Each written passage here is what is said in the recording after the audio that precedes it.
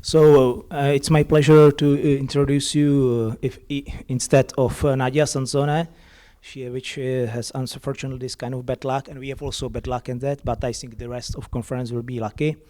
Anastasia Syzenko and Jana Diachkova, she's also present here, so you can ask her later. We have more time for discussions, and they are from Taras Shevchenko University in Ukraine, in Kiev. So it's the biggest Ukrainian university, and they will speak about digital tools to facilitate learning, striking the right balance. So I will give floor to Anastasia, and well, let's start the conference and enjoy it. Jan, thank you very much for this very kind introduction. And well, good morning, everyone. I realize that this is not what you expected, but well, this is the times of pandemic, right? When things go not the way we had planned them. And this is probably why we will have so much to discuss here today. So yeah, not a keynote speech, definitely. So please, well, yeah, be patient. Just something to start off. I believe that, as Jan said, this is the 16th conference, and I had been here for 3 times starting from 2014, if I am correct. And back then, we were probably a little but very lucky team of people who were engaged in technology, who were passionate about technology, and we were talking about it and sharing about it. This year, well, last year, since 2019, everybody had to immerse in the technology. And now, unfortunately, we are, well, few of the many who have a lot of expertise and experience in the use of technology. Today we were, with my colleague Jana, we were, and are planning to present the findings of a very small study that we had done together. Why it was small? Because obviously because of the pandemic, the workload on teachers had increased dramatically, because we had to come up with various solutions to fix the problems that not only we couldn't anticipate, but the governments couldn't anticipate. So there was, I would say there was much less time to dedicate to other things than teaching during these challenging times. So in this little study, we, and I should say that we work mostly on language, so probably but I have tried to make this presentation a little bit like more generic and more relevant to everyone who is here. But there will be some elements related to English language learning, which I will try to cover up shortly by the end. So just to start with a little introduction of the context of this research. So of course, it started in 2019 when suddenly everybody basically across the world was forced to move online.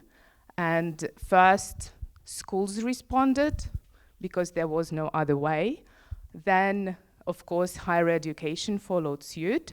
I don't know about the situation in your countries, but in Ukraine, when in March, in March 2019, the lockdown started. For 2 months, our management didn't know what to do, absolutely. And we were just given basically the freedom to do whatever we wanted, as long as we kept our students happy. And well, challenging, we tried. But then, of course, everybody started realizing that it was inevitable, and I think that the move online had more or less affected all the sectors, including non-formal education.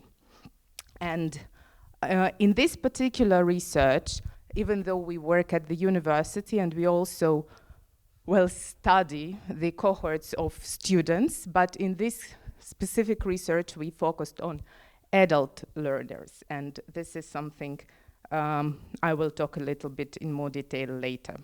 And because of these changes, of course, the technology started playing a much more essential role in sustainability of education, not just a largely supportive one as before. This has surely had its effect to a number of and a variety of various tools, and this is something we will also talk about later.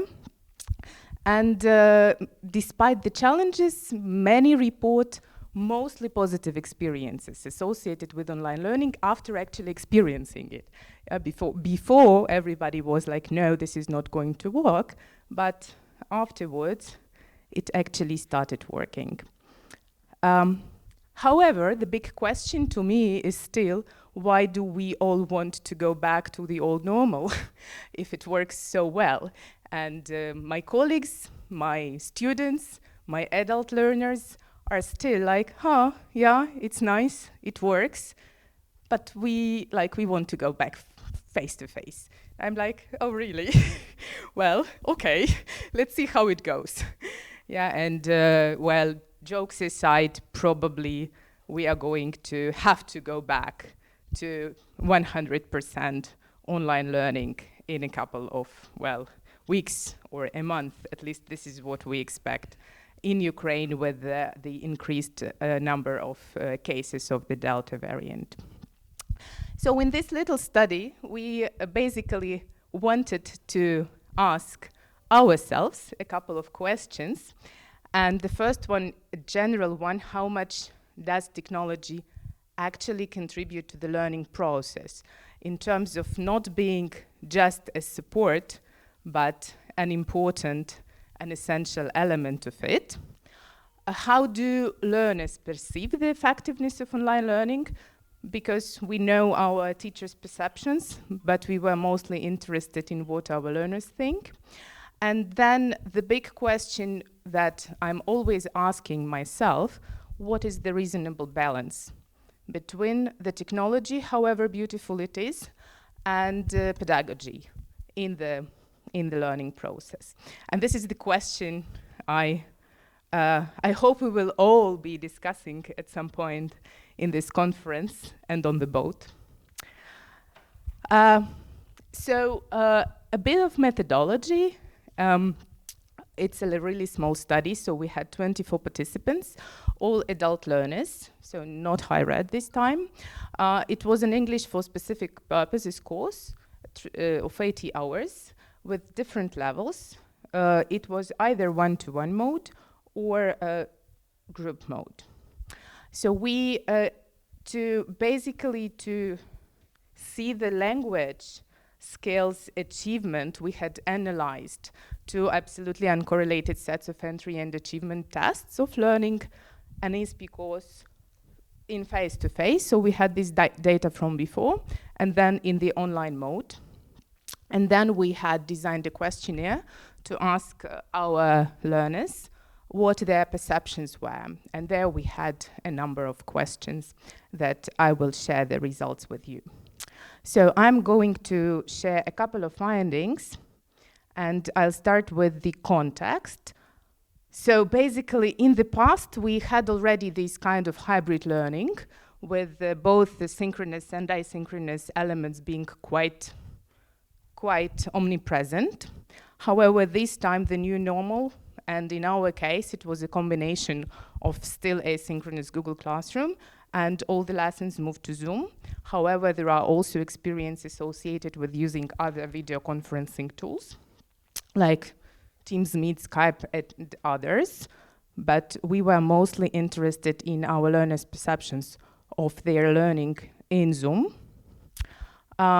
So our learners, again, are mostly representatives of Generation X. There were a couple of millennials, but mostly we looked at the cohort of basically either digital refugees or, let's say, digital novices, so like who were forced to be introduced to this variety of online tools because there was no way out. And I would say that almost all went through this typical cycle. First, there was a denial. No, we're not going to do anything. We'll just wait. This COVID does not exist. We will stay face to face. Then, of course, people were angry. They started then later bargaining, like, can we still do it face to face? I mean, yes, we will have all the precautions. And yeah, we know that it is prohibited, but still, yeah, nobody will know, right? Yeah, I don't know if you had that, but I had experienced that a lot. Well, we had lost some learners along the way. There are still some who just couldn't accept it and do not want to have any online experience. Like, they are waiting, basically. But the majority, I would say, had accepted. And this is true both for teachers and learners probably across the world. So in our research, like going back to a couple of questions, we had asked our learners. So here are a couple of findings. So I'm going to show, I'm going just to show a couple of visuals. So one of the first questions we asked was about the features of video conferencing software that are important for the users. And this was just a question, well, we first were interested in because we were trying to find, to decide which tool we were going to use. And basically the results were not very surprising. However, what is surprising here is that not many, not sufficiently many learners realized the importance of security features in any kind of video conferencing tool, which basically is an implication for us when we think about the development of digital literacy. However, as you see, like the results are pretty, I would say, predictable, with the technology being important and good quality of technology being important, and availability of interactive tools being also very important or somewhat important for the majority of learners. So we had decided then that we were going to use Zoom for a number of reasons. First, because we were forced to use Microsoft Teams.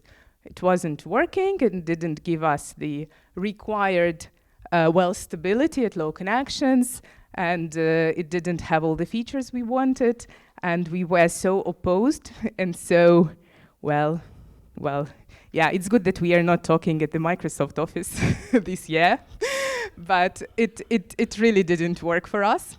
So we went for Zoom, 100%, all the classes were held in Zoom but one, I think. Then we also wanted to see which Zoom features in our learners' understanding benefited their learning most. And I'm going,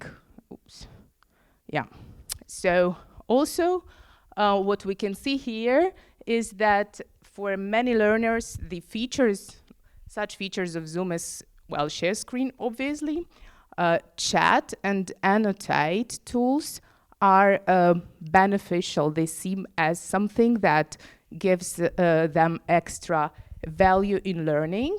An interesting observation with breakout rooms. So basically what we see here is that group learners, they of course all liked the breakout rooms, and we see just two in a one-to-one, like in individual learners, because we don't use breakout rooms with them, which is absolutely obvious. So they just know about this tool, but they are not using it for learning. So Whiteboard is also important. Well, funny that reactions are also there. Well, probably it's just a little human touch, but not really an effect on learning. As for the other digital tools, throughout this 1 year and a half, we had actually experimented with quite many. And at some point, well, I started asking myself, how many is actually enough and how many is actually beneficial for the process, and how many are not harming the learners in any way, because there are so many tools for collaboration, there are so many tools for assessment now that we as those who like experimenting might sometimes be like way too crazy about trying to use every new tool and make our learners use it as well. Yes, so in an open question, we asked which tools you actually found effective, you remembered using, and you actually found effective. And here are the results we've got. So these are only those that were mentioned by our participants. And, well, Google Docs. I mean, the most boring probably, but still an effective tool, as it turned out to be for adult learners. Yeah, we shouldn't forget that we were not working with the very young populations here. Yeah, so they all liked Google Docs and also mentioned some others. I think Quizlet was really a popular one because of, well, supporting vocabulary development, and Google Jamboard was also mentioned quite many times because we used it also for like making little presentations during the classes. Yeah, so this is what we have. We have also analyzed learners' feedback on the use of a variety of tools, and most agreed that online tools actually have a positive impact on the development of language skills, because that was still the focus. However, well, not however, on top of that actually, 30, well, quite a sufficient number to be meaningful, said that they mentioned, and specifically mentioned, that they started using these tools in other aspects of their professional and personal lives, which I think is an important effect, because we are still talking about people who had never used technology or who had rarely used technology before.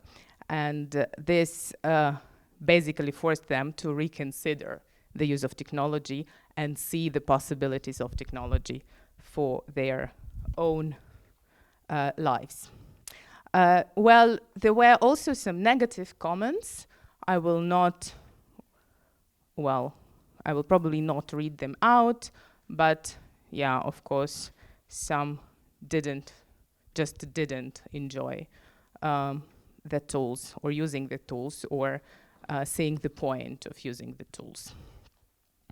So what are the implications? As we think, in our opinion, we believe that in the long run, the use of online learning tools absolutely contributes positively on the effectiveness of learners. However, learners need time to learn how to use the tool properly. And we believe that it would be a good idea to use the same tool for one purpose. For example, like not overwhelming learners with a variety of tools that are catered for one purpose only. That would refer to collaboration, like using either Jamboard or Padlet or Miro for basically, you can use it for the same purpose, but there is no point in that as we see it.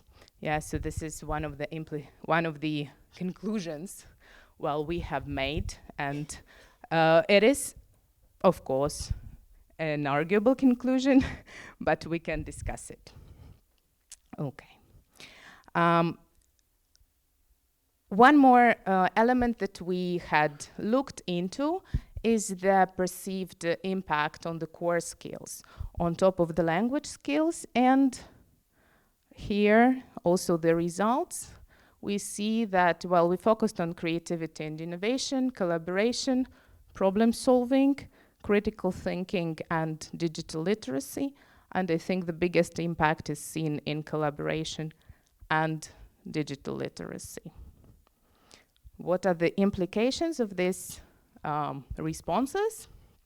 Is that basically most agree that online learning contributes positively, and an important achievement in our understanding is that it actually promotes digital literacy level and engagement with technology among groups that probably are less exposed to the use of the digital media compared to younger generations. So this was the element which was probably well clear for all of us. There is also this language component which we looked at, and achievement in language skills. I will just very briefly go over 2 slides. So these are the results of the tests, of the achievement tests. And basically, what we can see here is that, well, what we have seen is that the progress in the development of reading skills in online mode was noticeably lower. And achievement in spoken interaction was slightly lower. However, achievement in spoken production was somewhat higher. We still don't know what to do with these findings. We think we need a larger group for analysis, because we realize it was a very little group for any meaningful conclusions. However, what we think is important is that we have seen that, we have expected that, and we have seen that in the results of the tests and also in the results of the progress tests, is that online learning environment is particularly well catered for the development of writing skills. And the reasons are probably more exposure to written texts, but also the tools. The use of chat box a lot, the collaborative working, you remember those Google Docs, and it seems to have given a lot of impetus towards the development of written production, written products. Yeah. And also we have noticed a slightly better progress in the development of listening skills and comprehension skills, basically. And we think that it is also the reason of more exposure to a variety of video content during online lessons.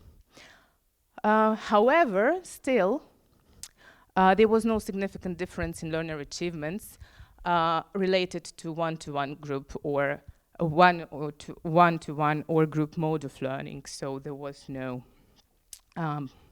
big difference in those. One more question we asked is about the perceived impact on the development of language skills. And you will see here the results. Basically, all learners agree that online learning improves their skills, their listening, reading, writing, and speaking skills. But the last line is something that we could have also expected. Yeah, online learning is more effective than face-to-face learning statement didn't find much support. So still, we see that this is probably this kind of human reaction. So we agree that everything works fine, that we can reach our learning objectives, we are reaching our outcomes, but still, we want to go back face-to-face. Well, let's say 2 more minutes. So, For the discussion on the development of language skills, we have this basically little analysis of why they think this is happening, despite despite almost no real difference in the attainment, in the achievement of learning outcomes that we see as teachers. If we are doing our job well, the result is almost the same. However, still, learners want to go back to face-to-face. The reasons for that, as we believe, are that still language learning is a deeply social experience, and we want to have more human contact and more face-to-face contact. And this virtual reality does not, it does provide a replica of a social experience, but we still long for the face-to-face one. Probably face-to-face teaching mode provides a bigger variety of teacher-to-learner and learner-to-learner interactions, which is still true because breakout rooms cannot actually replace all the possible interaction patterns. Another reason could be lower engagement rates with technology. People just do not enjoy playing with it as much. And another one is probably true for everyone. We are getting tired. At some point, we are just getting tired of being online. So this brings me to the final slide with the conclusions. So basically, we have seen no significant difference between the mode of learning and the attainment of learning outcomes in ESP courses. We also believe that online mode promotes the development of writing and listening skills more effectively compared to the face-to-face mode. We also have concluded that the use of technology has a positive impact on the development of the 21st century skills, and it contributes significantly to the development of collaboration and digital collaboration skills and digital literacy. Most importantly, they think that online learning promotes positive attitude to the use of technology, not only in the learning context, but in contexts other than education. And here we are mostly focusing on professional contexts, like work-related tasks, meetings, presentations, writing reports together with colleagues. So this is the feedback we had received from some of our professional learners, that they are much more willing to use those tools in their day-to-day life professional lives after experiencing them in online learning mode. And still, we believe that the attainment of learning outcomes depends on a very sound, very healthy mix of methodology, of good pedagogy, and then a carefully selected, limited number of comprehensive digital tools that truly facilitate learning. So this is all from me. There are some references that we had used throughout the research, and I'm here to answer your questions, or you can also send me an email if you would like to ask a question after this presentation. Thank you very much.